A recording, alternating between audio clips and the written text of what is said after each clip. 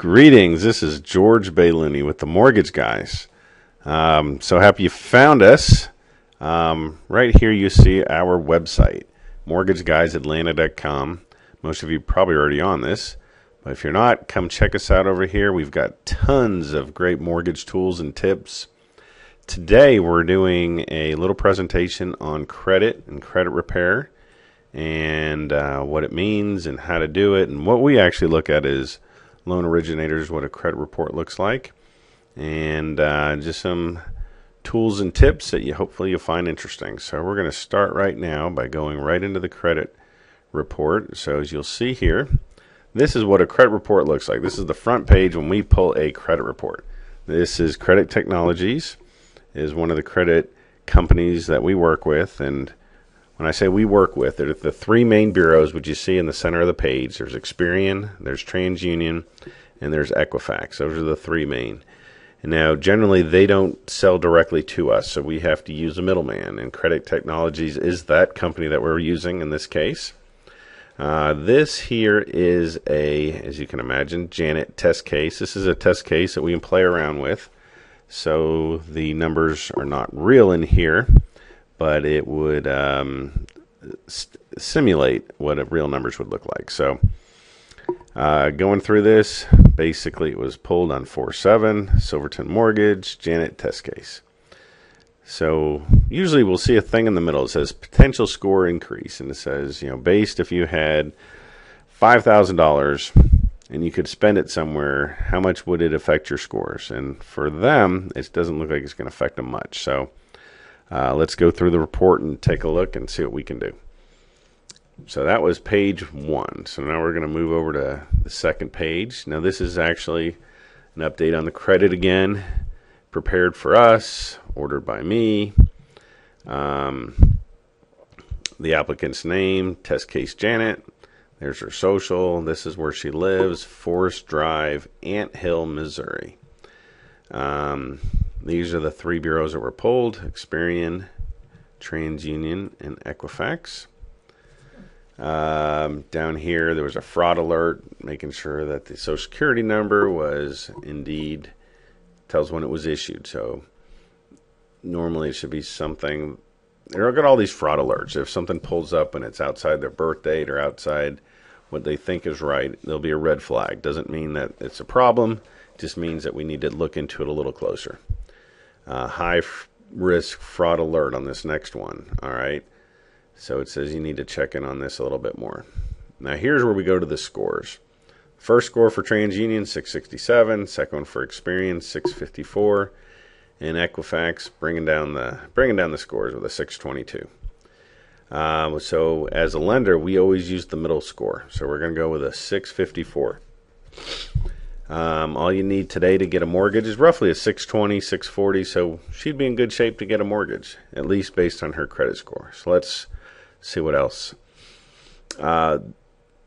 Each credit bureau is going to list 4 items. And these 4 items in the list of when they show up, the first one's going to have the most importance to why her score is where it is. So derogatory public records and collections filed. So with a 667, the reason why it's not higher is because of derogatory public records or collections filed. The second one is proportions of balance. The third one is length of time accounts have been established. And the fourth one is the length of time since derogatory public records or collections is too short. Now you look at this one down here and it's a little bit different. The top one was the same, but the third and fourth one's a little bit different. Well, actually the fourth one's different. Proportions of loan balance to loan amounts is too high. And then the fourth one here is length of time since derogatory public records or collections too short. So each bureau has a slightly different method of calculating the score. Each one tags things a little differently, and that's why the scores are going to be slightly different between one to another. Jumping right into the credit, this is how we look at the stuff. So these are going to show all the open credit lines, and then the next part of it's going to show collection accounts, and then we're going to see stuff about their credit history. If there were public records, she doesn't have any inquiries the last time there was an inquiry. All the creditors, trade line summary, derogatory summary, and that's pretty much it. So we're going to go up here and talk about open credit. So starting us off, we have a Bank of America mortgage. It says it here, it's a conventional real estate mortgage, including purchase money first. This means that there could be a second mortgage. And it says that this first mortgage is owned by Freddie Mac. Bank of America is the servicer, doesn't mean that they own it. So they've actually sold this loan to Freddie Mac. They retain the servicing rights, so you still make your payment to Bank of America. For all intents and purposes, you wouldn't know the difference. The ECOA says who is the one holding this. And it says the borrower. B is a borrower. If there was a C, it would be a co-borrower. And who's responsible. So there's actually some codes down here. Let's see if I can find them.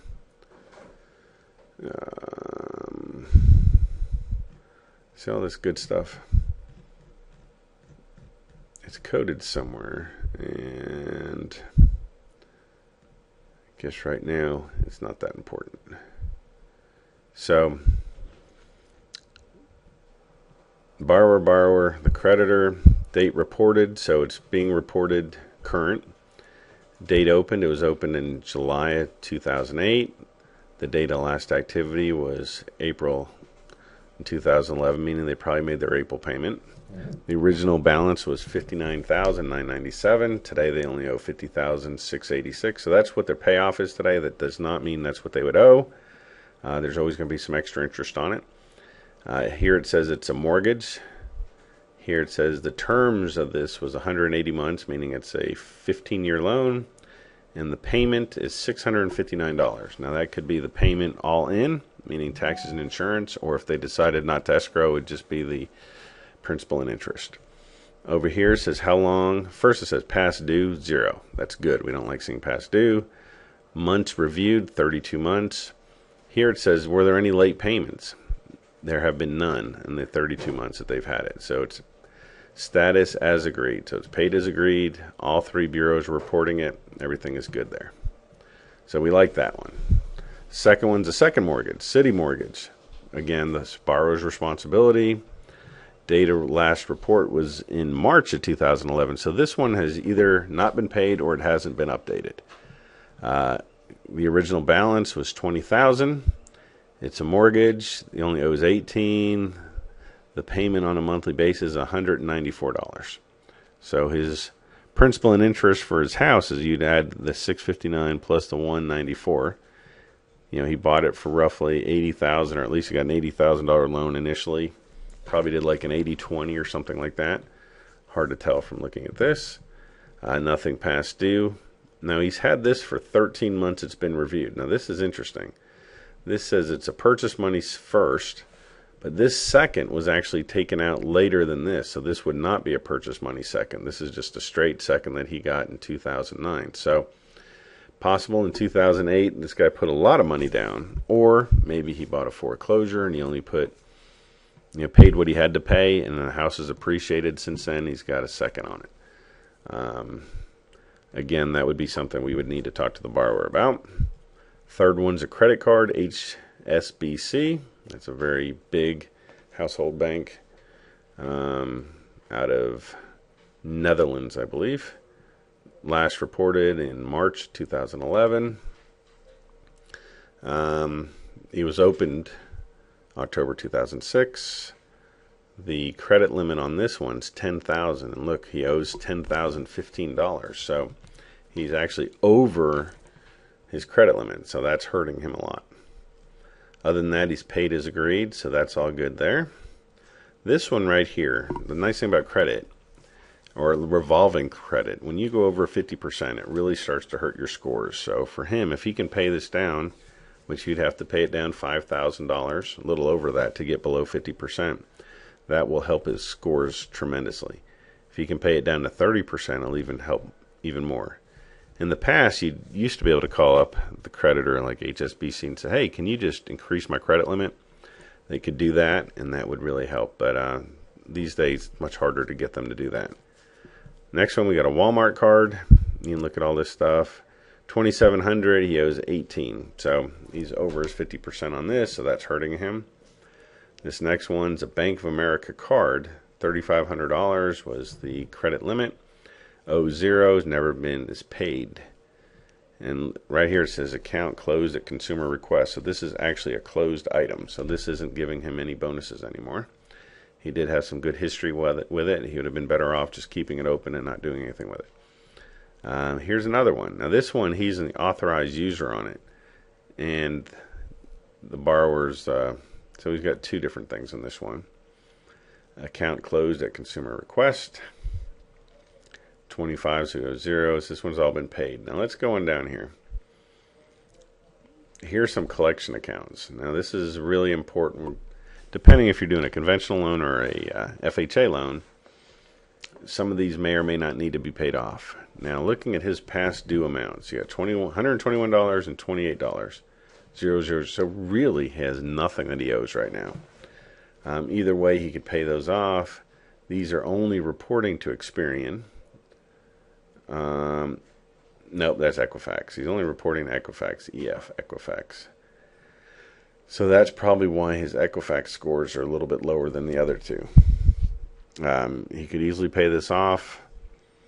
It's a medical payment. Medical typically are not required to get paid off. The reason being there's so much issues with medical that they're a little bit easier with that than other things. Here's another one. This one has actually been sold. It was an original creditor, was Orlando Regional something.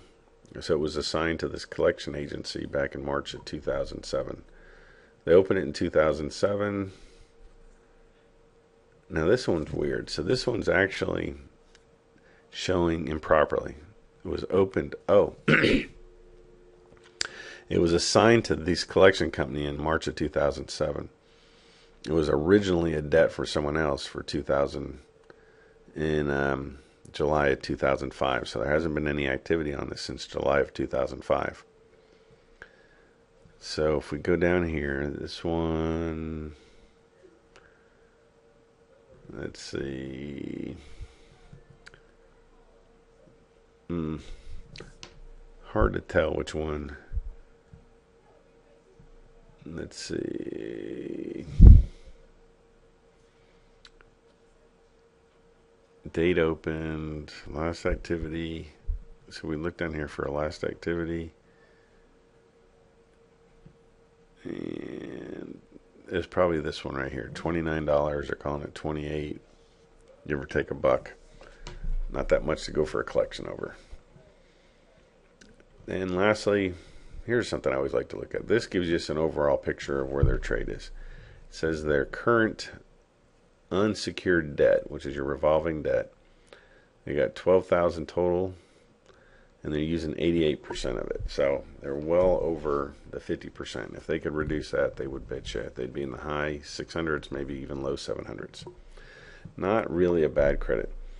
So easy stuff to do. You know, the main thing is if they have the wherewithal to be able to pay down some of this revolving debt. So that is what we do when we look at someone's credit. We're going to talk to them. Obviously, this one wasn't that complicated. They can be very complicated. They can be very easy. Some people have lots of credit. Some people have no credit. Having no credit today is actually almost as bad as having bad credit. So if you don't have some, you know, there's several things you can do to get some. Would love to talk to you about it. Give us a call. George Baylini, 678-428-6514. Have a wonderful day. Oh, and lastly, just go back to our website here. If you do have any questions about anything, you know, feel free to contact us, call us, let us know what we can do to make this a better tool for you. Anyways, have a wonderful week. Goodbye.